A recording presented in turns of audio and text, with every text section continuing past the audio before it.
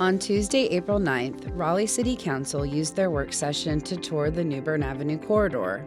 The properties along this route, 744 of them, have been included in a transit overlay district, sometimes referred to as TOD. The overlay district is a set of rules intended to create density around the places that buses run and to make it easier for people to walk to bus stations. In addition, the city has applied to rezone these properties to reinforce transit-oriented development. This bus rapid transit route, or BRT, will connect downtown Raleigh with Wake Med and New Hope Road along New Bern Avenue. Council first stopped at the former DMV site at 1100 New Bern Avenue. They reviewed materials prepared by planning that show the type of development that might occur with the new zoning. Two key characteristics to note are the height of the buildings and how close they are to the road. In the materials available online and board docs, several maps show the potential heights of various sites. These images show the current site, development possible with the current zoning plus a bonus for affordable housing, and development possible with the proposed zoning plus the affordable housing bonus. Planning staff has approximated what development might look like in those same three scenarios. The height bonus is key to affordability. Developers can add height to a building in this special district if they include a percentage of units for people who make 60% of the area median income, or AMI. That's $54,420 for a family of two.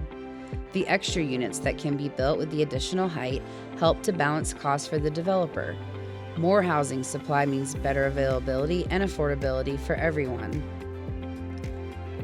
On this section of New Bern Avenue, the maximum height for buildings is 3, 5, or 7 stories depending on the property. Council continued down the corridor past Wake Med and across the Beltline.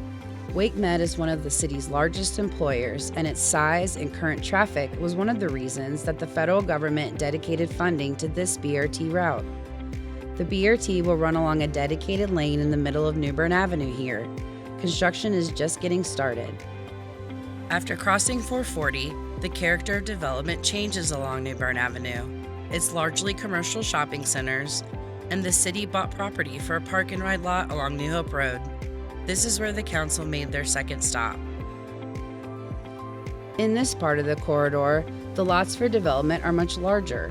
Most are privately owned and not by people or companies local to Raleigh. Staff noted this difference for council. There was some discussion about the lack of residential property right along New Bern Avenue. The proposed zoning could create an opportunity to build some residential or mixed-use buildings close to the BRT route. In some cases, buildings of 11 stories would be allowed, which would strengthen the case for residential and affordable units. Raleigh Transportation also shared renderings of the park and ride lot, which will include 100 parking spots and a dozen electric vehicle chargers.